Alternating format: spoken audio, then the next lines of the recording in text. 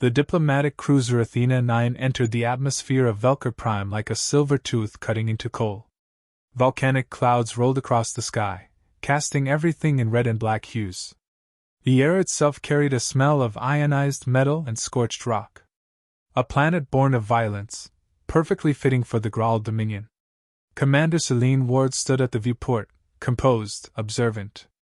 Beneath her plain diplomatic uniform was a mind tuned like a blade. She watched the scorched terrain unroll beneath her, memorizing every plateau and spire. Her left index finger tapped in sequence, silently coding her observations into her neural interface. Atmosphere unstable, her embedded AI whispered. Magnetics interfering with long-range comms. Perfect place for betrayal. She didn't respond. She didn't have to. She already knew. The Graal called this a peace summit. But when a predator invites a rabbit to dinner, peace is never on the menu. They met her at the landing pad, 12 Graal honor sentinels in obsidian armor, weapons exposed. Not pointed, not raised. Just visible. Like everything here, it was a performance.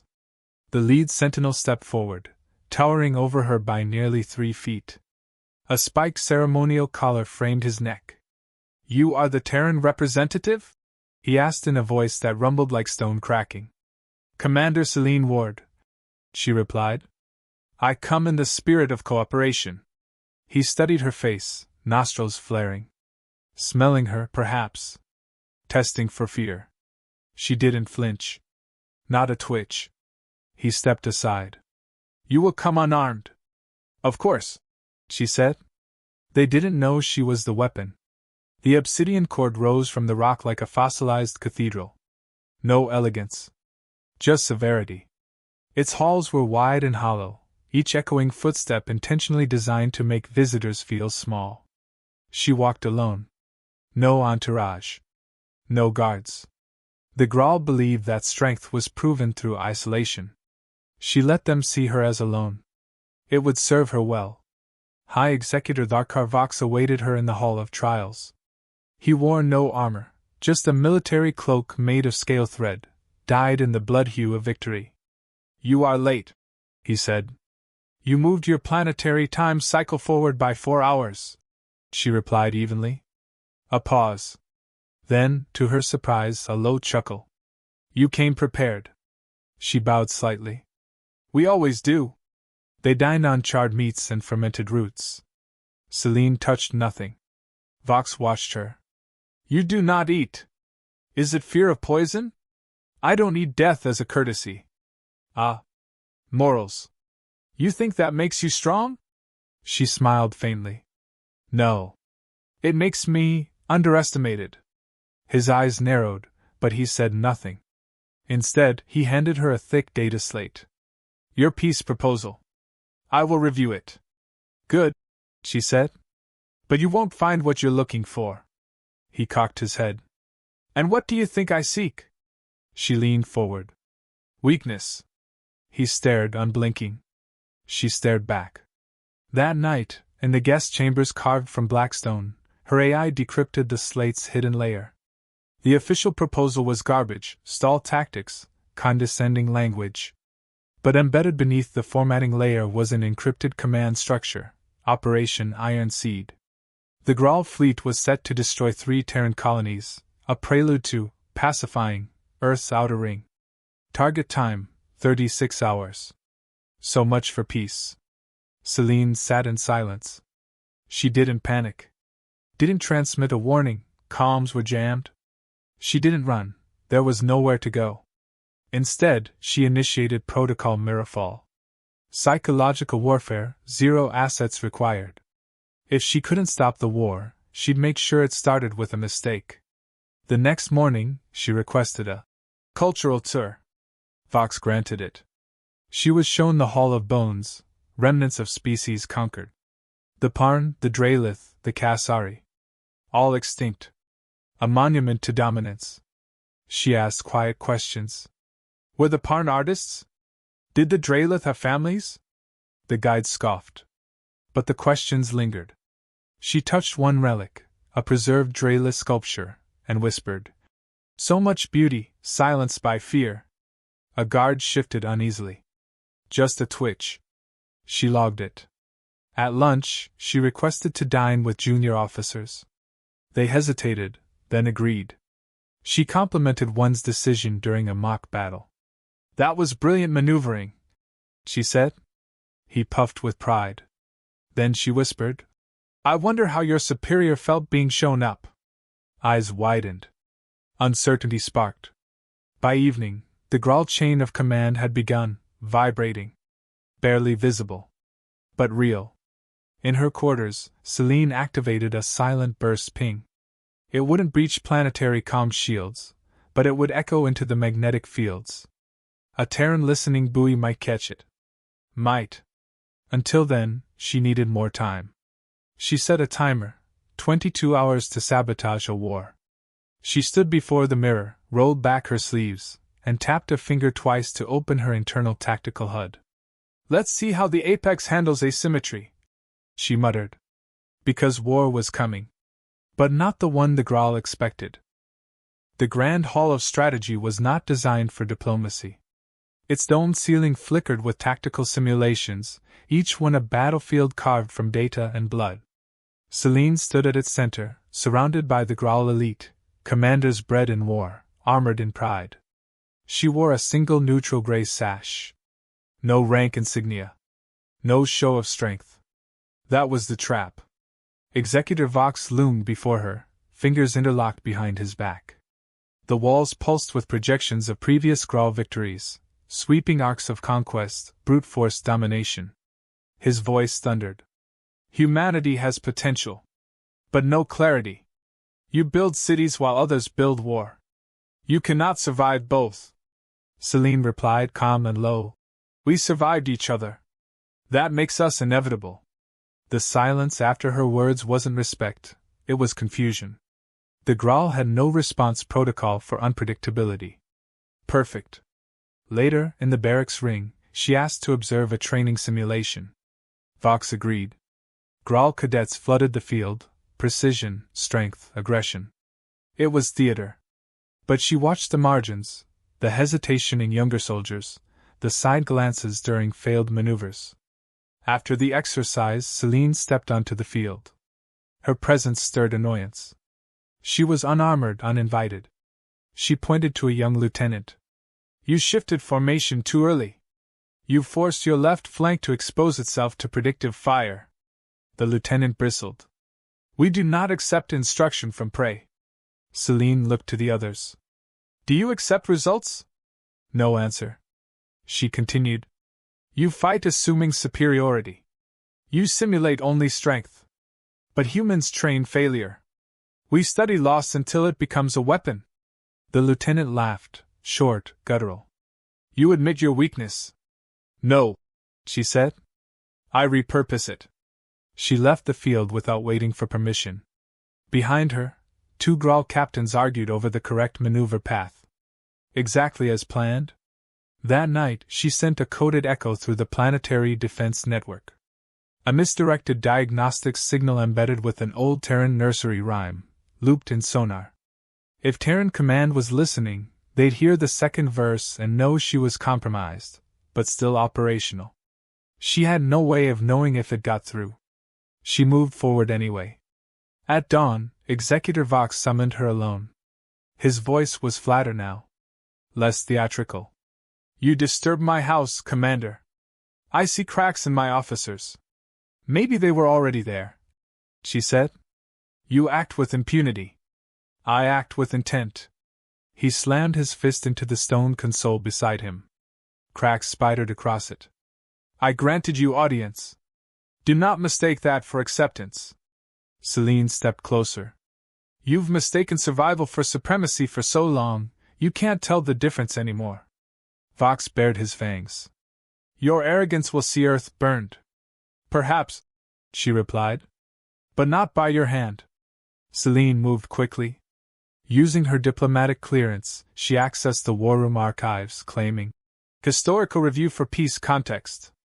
While Graal staff watched her with contempt, they didn't stop her. She quietly altered targeting indexes in their assault fleet matrix, adjusting timing variables by milliseconds, reassigning fallback coordinates to dead zones. Tiny changes. Invisible in the moment. Catastrophic in execution. Meanwhile, discord bloomed. Two Graal colonels, rivals in doctrine, publicly disputed their authority over the coming assault. The room divided along factional lines. Both had been subtly nudged by anonymous data, created and released by Selene. A command fracture was forming. One whisper, one push from collapse. Selene met with both separately. To the first, she said, "Your strategy is more elegant. But you'll never be allowed to lead while Vox breathes." To the second, she said, "You already have their loyalty. But if you hesitate now, it will turn to doubt." Neither trusted her. But both believed her. That evening, her AI informed her the environmental readings had shifted. Terran fleet signatures. Cloaked. Waiting. Not to strike, but to catch the collapse.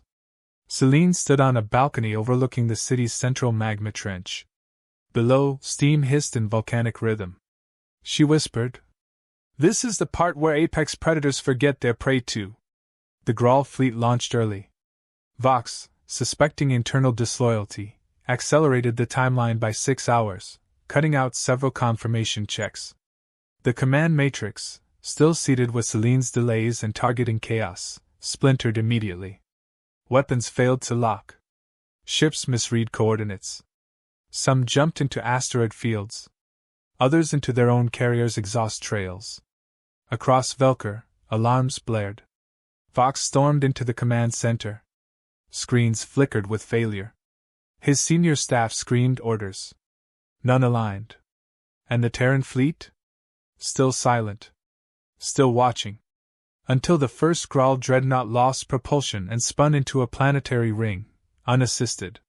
Then the Terrans moved. They didn't open fire. They just revealed themselves. Cloaked destroyers. Black-winged interceptors. Stealth command vessels. All hovering just outside firing range. Like phantoms.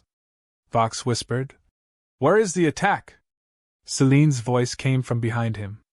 "You're looking at it." Executor Vox stood frozen, surrounded by failing screens and half-shouted orders. Outside the tactical dome, the Graal fleet spiraled into chaos. Vessels drifted without control, AI cores reported friendly units as hostiles, and communications jammed with overlapping commands, most of them false. No lasers fired. No planetary strike. Just confusion. And then came the silence. Selene Ward stood at the entrance of the command chamber. No guards. No weapons. Just her quiet, composed presence, and the knowledge that everything was happening exactly as she planned. Vox turned, trembling, not with fear, but fury. "You poisoned my fleet." "I corrected it," Selene said. "Removed assumptions. Introduced variables. That's what you missed about humans. We don't dominate. We unbalance. You think confusion is power?" "No," she said. "I think confusion is leverage." He lunged forward, and for a second, the room tensed. His claws extended halfway. But he stopped. Not because he reconsidered, but because the room behind Selene was no longer loyal. Two Graal officers, subordinates to rival factions, had followed her in. Weapons at ease. But eyes alert. Vox noticed. "You dare!" "They've begun to ask questions," Selene said softly. "Your kind doesn't know what to do when hierarchy breaks." 10 hours earlier, the Terran fleet had received her signal, buried under distortion, spread across gravitational anomalies. The AI decoded it, read the embedded logic instructions, and waited. Selene never asked them to attack. She asked them to listen, watch, time the collapse. And when Vox's fleet tore itself apart, the Terran ships moved, not to engage, but to position. Each one broadcast calm, unchanging frequency pulses. A psychological tactic used during Earth's final cold conflicts, signal presence, offer no threat, induce doubt. For the Graal, who believed dominance required action, it was maddening.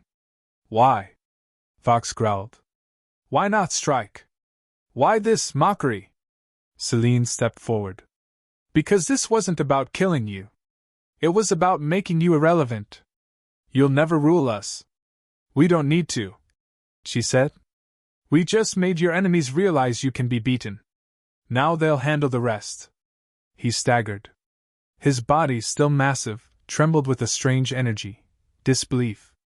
Behind him, the screens blinked one final warning, then cut to black. Outside, the capital city dimmed. Communications collapsed. Regional governors pulled support. The military grid split into factions, each accusing the other of sabotage. A few ships fled orbit, defecting. And above them all, the Terran fleet hovered. Silent. Untouchable. Vox sank into his war seat, suddenly ancient. You were sent to negotiate. I did, Selene replied. I negotiated your extinction, without firing a single shot. He leaned forward. You think that makes you superior? No, she said. It makes me human. 3 hours later, Selene was escorted out by a group of Graal officers, some defectors, some silent observers. No one touched her. She returned to Athena 9 with no fanfare. As she entered the ship's command deck, her AI whispered. Collapse of Dominion's central structure confirmed. Velka Prime is no longer command-capable. Selene exhaled. Transmit the following message, she said. To all factions, Graal, Terran, and neutral. Dictation initiated. The apex has fallen. The myth is over. From this day forward, let no empire be built on fear. If you want to rule, learn to adapt.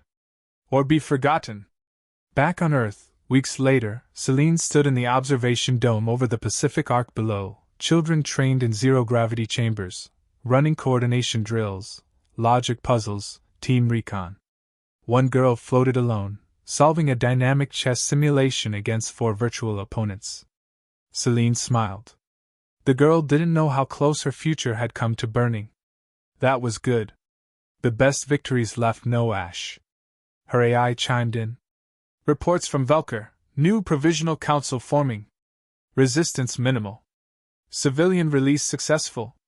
Selene watched the ocean curve below the dome's glass. Don't mistake the quiet for weakness, she said. Never, Commander. One final message arrived that night, from Vox himself. Encrypted, scarred with emotion. It read, You made us doubt. That's worse than defeat. Selene stared at it for a long time. Then she replied, That was the point.